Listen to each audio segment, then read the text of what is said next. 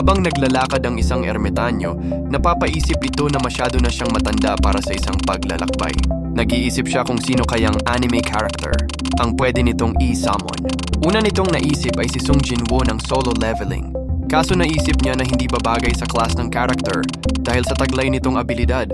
At nakapagdesisyon na siya na si Kirito na lang muna ang unang i-summon dahil ito ay swordsman na siyang babagay sa warrior class. At ngayon dito na mag-uumpisa ang paglalakbay ni Kirito sa The Wild Darkness. At dito na naging masaya ang ermitanyo dahil makakapagpahinga na muna siya sa kanyang paglalakbay.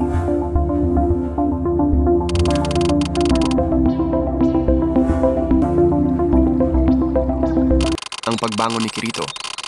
Sa pagmulat ng mata ni Kirito, bumungad agad sa kanya ang isang daga at kanya itong inupakan. Nagtataka ngayon si Kirito kung bakit siya nandito ngayon sa The Wild Darkness.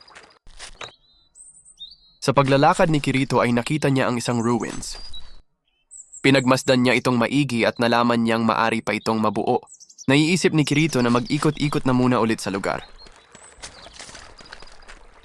Sa pag-iikot ni Kirito, nakita niya ang isang kahina-hinalang kuweba. At kanya na itong pinasok.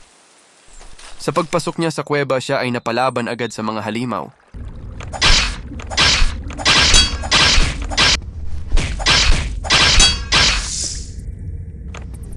Sa pagpapatuloy ni Kirito sa pakikipaglaban sa mga halimaw at sa pag-iikot sa loob ng kuweba, nakaabot na siya sa ikalawang palapag. Natagpuan niya dito ang pinto ng pinuno ng mga halimaw at ito'y pinasok na niya. Papatayin kita, sabi ng halimaw. Nainis si Kirito sa halimaw at kaniya na lang itong ginulpi.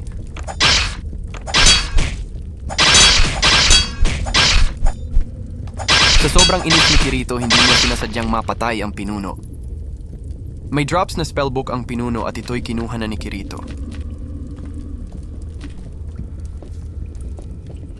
Sa patuloy na paglalakad ni Kirito, natagpuan niya ang isang light tablet.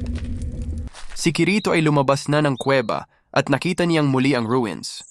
Pinagmasdan niya ang ruins at sinubukan niyang ilagay dito ang nakuha niyang light tablet sa pinto ng pinuno sa kuweba.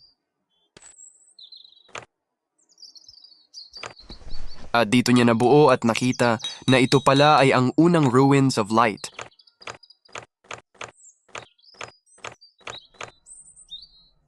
Ngayon ay pwede na siyang gumawa ng kanyang barracks dito. Tinayo niya agad ang kanyang workbench.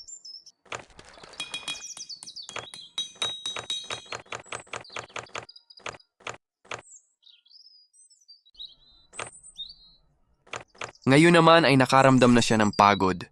Siya ay gagawa ng campfire upang magpahinga.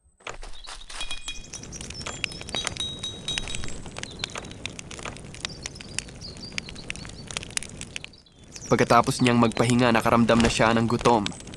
Napag-isip-isip niya na kailangan niyang linisin ang buong kapaligiran niya.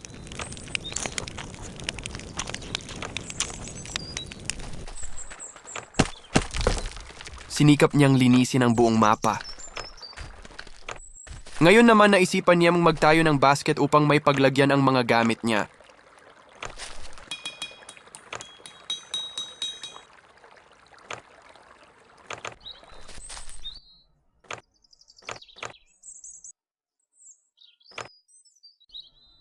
Ang sunod naman niyang tinayo ay ang armor bench.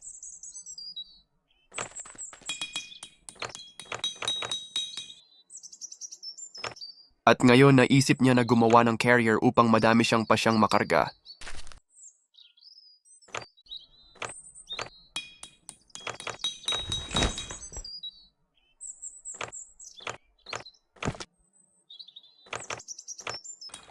At ngayon ay natagpuan na ni Kirito ang isang lagusan papunta sa susunod na mapa at ito ang Strange Forest 1.